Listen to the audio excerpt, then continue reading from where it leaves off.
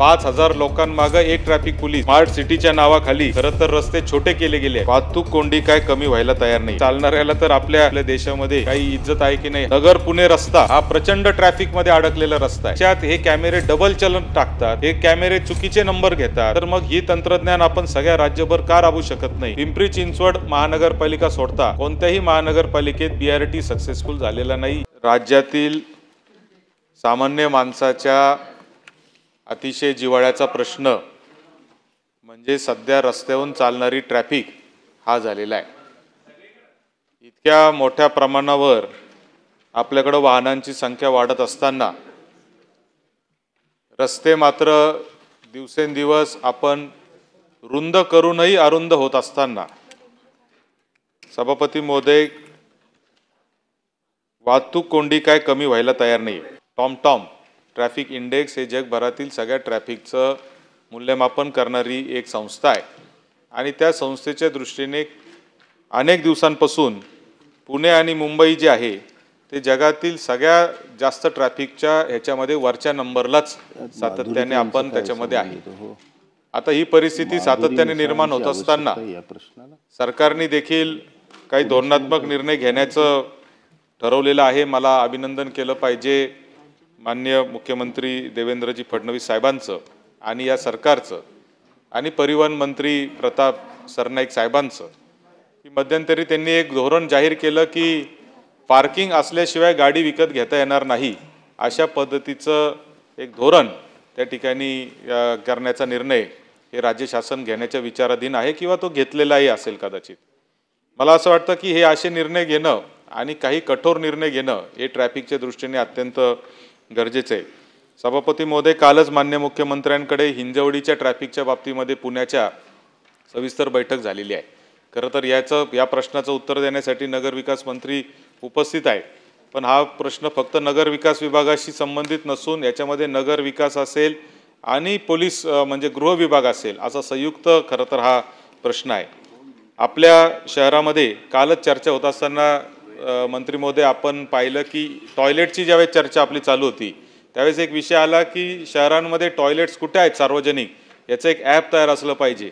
मला असं वाटतं असंच ॲप हे पार्किंगच्या बाबतीत देखील असलं पाहिजे की नजीकची पार्किंग कुठं आहे। परदेशामध्ये जर आपण गेलो तर पार्किंग कुठं आहे हे आपल्याला ॲपवर कळतं आणि तिथं आपल्याला गाडी लावणं खरं तर सोयीचं होत असतं। मात्र आपल्याकडे मुंबई, पुणे, नाशिक कुठंही अशा पद्धतीची सुविधा खरं तर उपलब्ध नाही। सभापती महोदय, पुण्याच्या हिंजवडीचं असेल, नाशिक शहरामध्ये पूर्वी आम्ही एका टोकाहून दुसऱ्या टोकाला 20 मिनिटात पोहोचायचो, आज एक दीड तास या ठिकाणी लागतो आहे आणि त्या वाहतूक कोंडीवर विशेष करून नाशिक रोडच्या बाबतीतल्या ज्या वाहतूक कोंडीवर कुठल्याही पद्धतीचा किंबहुना माझं तर म्हणणं आहे की मंत्री महोदयांनी एकदा खरं तर एस्कॉर्ट आणि पायलटच्या गाड्या सोडून जर प्रायव्हेट गाडीत जर ते फिरले तर त्यांच्या लक्षात येईल की वाहतुकीची काय परिस्थिती आज खऱ्या अर्थाने राज्यामध्ये आणि आपल्याकडे झालेली आहे। नगर पुणे रस्ता हा प्रचंड ट्रॅफिक मध्ये अडकलेला रस्ता आहे। पूर्वी आम्हाला नगरवरून पुण्याला जायला 1.5-2 तास लागायचे, आता 4-4, 5-5 तास लागत आहेत। नाशिकहून पुण्याला आता 7-7 तास लागत आहेत। ई चलनचं सभापती महोदय, जे ई चलन आपले काढले जातात ट्रॅफिकच्या ते कॅमेरे लावलेले आहेत, याचा एक फार मोठा स्कॅम मंत्री महोदय आज या ठिकाणी आहे।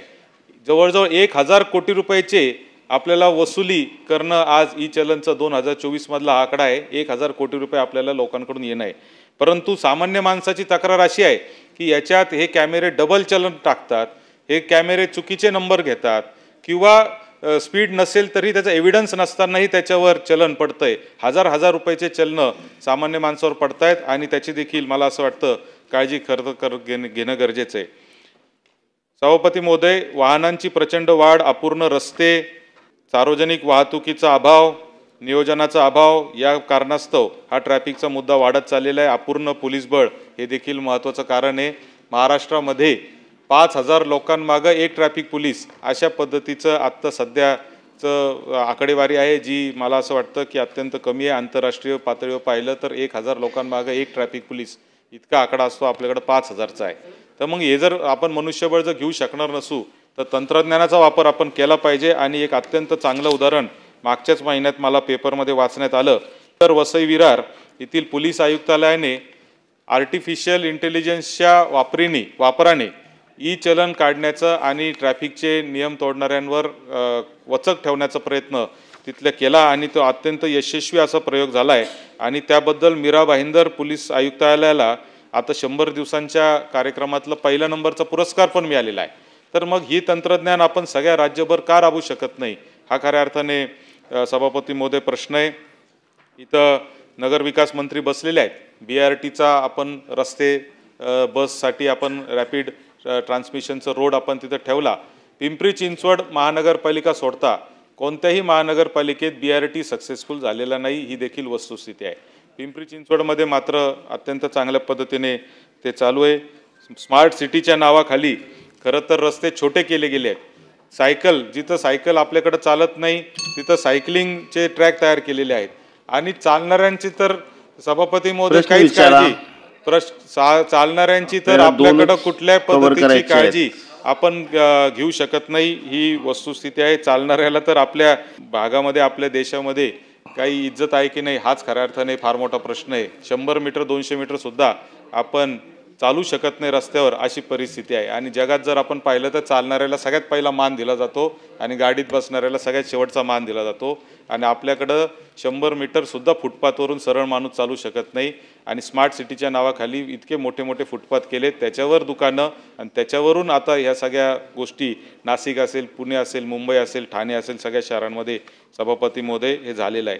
मला एक महत्त्वाच्या प्रश्नाकडं खरं तर मंत्री महोदयांचं लक्ष वेधायचं आहे की नगर विकास आणि गृह या 2 विभागांमध्ये ट्रॅफिकच्या मुद्द्यावरून सातत्याने एक असंवाद म्हणजे त्याच्यात वादविवाद असतो असं म्हणलं तर चुकीचं विसंवाद असतो असं म्हणलं तर चुकीचं ठरणार नाही.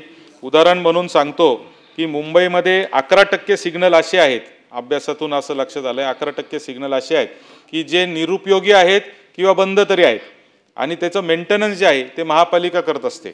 आता संगमनेर नगरपालिकेने 15 वर्षापूर्वी सिग्नल लावले. आम्ही सिग्नल लावून पोलिसांना हँडओव्हर केले. पोलिसांकडे ते मेंटेन करण्याची कुठली यंत्रणा नाही. नगरपालिकेकडे तेवढे पैसे नाही. ते सिग्नल चालू होतात महिना 2 महिने चालतात परत बंद पडतात. पोलीस यंत्रणा ते चालू शकत नाही. संगमनेर नगरपालिकेने कंट्रोल रूम CCTVचा राज्यात आदर्शवत असा आम्ही कंट्रोल रूम तयार करून दिला परंतु आज त्या CCTVच्या मेंटेनन्सला पैसे नाही. इथं आमचे पालकमंत्री महोदय बसलेले आहेत. मागच्याही बैठकीत जिल्हा नियोजनच्या पालकमंत्र्यांनी सूचना दिली की काहीतरी मार्ग काढून ते चालू राहिले पाहिजे कारण ते जर CCTV बंद असतील तर आपण काहीच त्याच्यामध्ये शोध लावू शकत नाही. या वाहतुकीच्या प्रश्नावर नगर विकास विभाग आणि गृह विभाग यांनी संयुक्तरित्या काम करणं मला असं वाटतं गरजेचं आहे आणि त्या संदर्भामध्ये नगर विकास मंत्र्यांनी या ठिकाणी आमच्या छोट्या शहरांपासून ते मोठ्या शहरापर्यंतचे सगळे जे प्रश्न निर्माण झालेले आहेत आणि स्मार्ट सिटी असेल किंवा असे वेगवेगळ्या योजनांच्या माध्यमातून जे आपण विकासाचे प्रकल्प करतो सायकलिंग ट्रॅक करतो पेडेस्ट्रियन ट्रॅक करतो आणि ते खरंच सक्सेसफुल आहेत का नाही याचा देखील विचार मंत्री महोदय होणं गरजेचं आहे आणि म्हणून मला आपल्याला या निमित्ताने एवढीच विनंती करायची आहे की या संदर्भात आपण एक राज्यस्तरीय एक बैठक मला असं वाटतं की नगर विकासचे सगळे आयुक्त असतील महानगरपालिका चीफ ऑफिसर असतील किंवा पोलीस विभागातले जे अधिकारी असतील यांच्या उपस्थितीत आपण घ्यावी जेणेकरून हा ट्रॅफिकचा मुद्दा जो आहे तो लवकरात लवकर मार्गी लागेल. MSRDCचे अधिकारी असतील नॅशनल हायवेचे अधिकारी असतील यांना देखील आपण याच्यामध्ये चर्चेला घ्यावं आणि हा प्रश्न लवकरात लवकर मार्गी लावा अशी माझी विनंती आहे. माननीय मंत्री महोदय. सभापती महोदय सन्माननीय सदस्य 2 प्रश्न आहेत. सत्यजित तांबे साहेबांनी महत्त्वाच्या विषयावर या ठिकाणी तांडवची चर्चा उपस्थित केलेली आहे. पण मी त्यांना सांगू इच्छितो की त्यांनी ट्रॅफिकच्या बाबतीमध्ये पोलिसांच्या बाबतीमध्ये चलनाच्या बाबतीमध्ये जो या ठिकाणी मुद्दा मांडला तो मला असं वाटतं की अतिशय महत्त्वाचा आहे आणि या मागच्या महिन्यामध्ये 3 वेळा याच्या बैठका झालेल्या आहेत. याच्यामध्ये एकदा बैठक काही उद्योग विभागाचे प्रश्न होते म्हणून माझ्या समवेत झाल्या जसा हिंजवाडीचा आपण इथे उल्लेख केला. दुसरी बैठक मी आणि प्रताप सरनाईक साहेब एकत्र असताना बैठक झाली.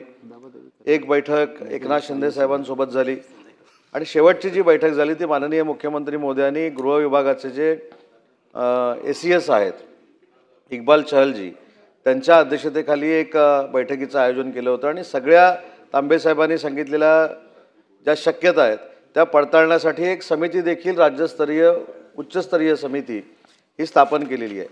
आणि या उच्चस्तरीय समितीमधनं 30 दिवसामध्ये परिवहन विभागाला आणि गृह विभागाला अहवाल देण्याच्या सूचना माननीय मुख्यमंत्री महोदयांनी केलेल्या असल्यामुळं तुमचा चलनाचा जो विषय आहे, म्हणजे चलनाचा विषय तर असं झालेला आहे की गाडी पार्किंग असताना देखील चलनं पडलेली वाहतूकवाल्यांनी दाखवलेली आहेत. त्याच्यानंतर डिवायडर कशा पद्धतीनं शिफ्ट करून चलनं घेतली जातात ही देखील त्याच्यामध्ये चर्चा झाली. त्याच्या पुढे जाऊन 9 सेंटर असताना ती 32 काही ठिकाणी केलेली आहेत.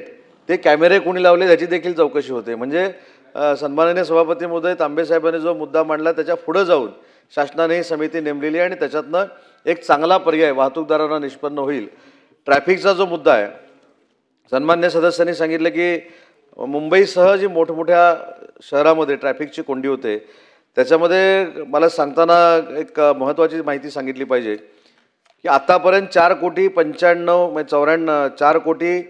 4,94,लाख एवढी वाहनांची नोंदणी झालेली आहे आणि फक्त मुंबईमध्ये 794 वाहनं ही दर दिवशी नोंदवली जातात. मग ही वाहनं नोंदवली असताना ही सगळी रस्त्यावर येतात आणि ती रस्त्यावर कमी यावीत यासाठी महाराष्ट्र शासनानं पुणे असेल, मुंबई असेल, नागपूर असेल, या ज्या मेट्रो सिटीज आहेत तिथं मेट्रोचं जाळं निर्माण करण्याचा एक निर्णय सरकारच्या वतीनं घेतलेला आहे. संपूर्ण महाराष्ट्रामध्ये हे मेट्रोचं जाळं विणत असताना मुंबईमध्ये 393.76 किलोमीटर, पुण्यामध्ये 136.42 किलोमीटर आणि नागपूरमध्ये 83.82 किलोमीटर एवढ्या मेट्रोचा प्रवास भविष्यामध्ये होणार आहे. आणि सगळी जर तुम्ही आकडेवारी काढली, ज्यावेळी ही मेट्रो सुरू होईल ते सुमारे 1.25 कोटी ते 1.5 कोटी लोक या मेट्रोमधनं प्रवास करणार आहेत, जेणेकरून ही सगळी जी वाहनं आहेत ही रस्त्यावर येणं कमी होईल. आता अनेक ठिकाणी प्रकल्प सुरू आहेत. त्या प्रकल्पामध्ये कुठचे कामं चालू आहेत ती देखील आपण सांगितली. ती कशा पद्धतीनं लवकर करायची आहेत हे देखील शासनाच्या विचाराधीन आहे. परंतु एखाद्याचं कामाचं जे लिमिट आहे किंवा टाईम पिरियड जो आहे हा 2 वर्ष 3 वर्ष असल्यामुळं काही ठिकाणी ही कामांना वेळ होत आहे. परंतु ही सगळी कामं ज्यावेळी तांबेसाहेब पूर्ण होतील त्यावेळी पूर्ण प्रवास हा सुखकर होईल. वाहनं संथ गतीनं जातात ही देखील आपण मांडलेली भूमिकाही खरी आहे. पुण्यामध्ये असेल, मुंबईमध्ये असेल, या सगळ्या प्रकल्पांमुळं वाहनांच्या रहदारीचं गती जी आहे ही फार संथ गतीने होते. पण अजून एक मला महत्त्वाची गोष्ट सांगितली पाहिजे की आजपर्यंतच्या मुंबईच्या इतिहासामध्ये सगळ्यात मोठे प्रकल्प महायुतीच्या सरकारनं केले. त्याचं श्रेय अनेक लोक घेतात. काल देखील अनेक लोक टावा फोडून सांगत होते आम्ही हे केलं, आम्ही ते केलं. जे सांगत होते त्यांनी फक्त स्टे देण्याचं काम केलं, बाकी त्यांनी काहीच काम केलं नाही. परंतु त्याच्यानंतर महायुतीचं सरकार आलं. माननीय एकनाथ शिंदेसाहेब राज्याचे मुख्यमंत्री झाले. आता देवेंद्रजी राज्याचे मुख्यमंत्री आहेत. अतिशय वेगानं ही वाहतूक कोंडी फोडण्याच्या दृष्टीनं पुणे, मुंबई, नागपूर यासारख्या ठिकाणी, इव्हन छत्रपती संभाजीनगर या ठिकाणी अतिशय मोठमोठे प्रकल्प सुरू आहेत. आणि त्यातला सगळ्यात ऐतिहासिक प्रकल्प जो मुंबईमध्ये झाला तो मुंबई सागरी किनारा रस्ता. अनेक अधिकारी असं सांगतात, अनेक IAS ऑफिसर असं सांगतात की ज्यांची ऑफिसेस बँड्रामध्ये आहेत पण ते राहतात इकडे नरिमन पॉईंटला.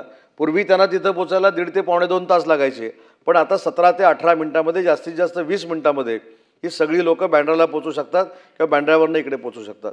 त्याच्यामुळे हीच प्रक्रिया सगळीकडे सुरू आहे, हीच कार्यवाही सगळीकडे सुरू आहे. ज्यावेळी सगळे रस्ते पूर्ण होतील, आता वसई विरारपर्यंत देखील मेट्रो नेण्याचा संकल्प महायुतीच्या सरकारनं केला आहे. अनेक ठिकाणी रिंग रोड सुरू आहेत. या रिंग रोडमुळे देखील शहरातली जी हेवी व्हेकल्स आहेत, जी शहरामधनं जी जातात ती रिंग रोडवरनं जाणार आहेत. आणि काही महानगरपालिकांना, नगरविकास खात्यानं, परिवहन विभागानं आणि गृह खात्यानं अशा पद्धतीचे निर्देश दिलेले आहेत की सकाळच्या सत्रामध्ये, म्हणजे सकाळी 7 वाजल्यापासून रात्री 10 वाजेपर्यंत एकही हेवी व्हेकल हे रस्त्यावरून फिरता कामा नये अशा पद्धतीचे निर्देश देखील दिलेले आहेत. त्याच्यामुळे मला असं वाटतं की वाहनांचा नक्की बोजा हा रस्त्यावर वाढलेला आहे, याच्याबद्दल दुमत असण्याचं काही कारण नाही. पण जेव्हा हे सगळे प्रकल्प पूर्ण होतील तेव्हा आपोआप वाहनांची संख्या रस्त्यावरची कमी होईल. आणि दुसरा मुद्दा जो तांबेसाहेबांनी इथे मांडला तो म्हणजे जी कारवाई होते, पोलिसांकडनं कारवाई होते, परिवहन विभागाकडनं कारवाई होते, कधी कधी महसूल विभागाकडनं कारवाई होते. आणि त्या कारवाईच्यामुळं ट्रॅफिक जाम होण्याचे देखील प्रसंग अनेक ठिकाणी घडतात. तर त्या संदर्भामध्ये देखील परवा जी बैठक झाली, जी समिती नेमलेली आहे SES गृहांच्या अध्यक्षतेखाली, त्याच्यामध्ये सगळे विषय त्याच्यामध्ये इन्क्लूड केलेले आहेत.